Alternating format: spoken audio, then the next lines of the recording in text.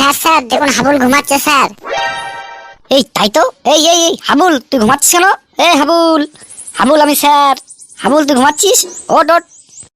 হ্যাঁ হ্যাঁ হ্যাঁ, কে কে কে কে কে? এই যে আমি তো স্যার। ও স্যার আপনি?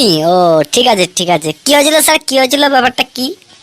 এই যে তুই ঘুমোচ্ছিলি, তোকে ডেকে দিলাম, এটাই হচ্ছিল। ও আচ্ছা আচ্ছা আচ্ছা, হ্যাঁ কে বললো আমি ঘুমাচ্ছিলাম? আমি চেষ্টা করছিলাম কিভাবে ধ্যান করতে হয় সেটা চেষ্টা করছিলাম, আপনি আমার ধ্যানটাকে ভেঙে দিলেন। তুমি স্কুলে এসে ধ্যান করতে না, তোমার ধ্যান করাচ্ছি। তুমি স্কুলে কি করতে আসো তাহলে? কেন স্যার, আমি স্কুলে আসি শেখার জন্য।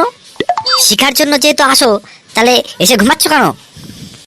কি করবো স্যার, আজকে তো শিখা আসেনি তাই ঘুমোচ্ছি। ঠিক আছে, কি আসলো আসলো, না আসলো না আসলো, আগে তুই পড়া বল।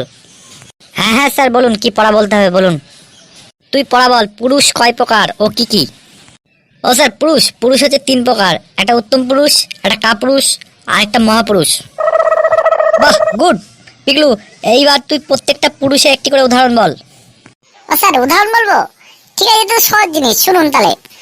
উত্তম পুরুষ হচ্ছে যে প্রেম করে প্রেমিকাকে বিয়ে করে, যেমন আমার বাবা। আর কাপুরুষ হচ্ছে যে সারা জীবন প্রেমই করে যায় কিন্তু কাউকে বিয়ে করে না, যেমন আমার বন্ধু সন্টাই। আর মহাপুরুষ হচ্ছে যে সারা জীবন সিঙ্গেল থেকে যায়, তাকে মহাপুরুষ বলে, যেমন আপনি স্যার। ভিডিওগুলো ভালো লাগলে লাইক করুন, কমেন্ট করুন।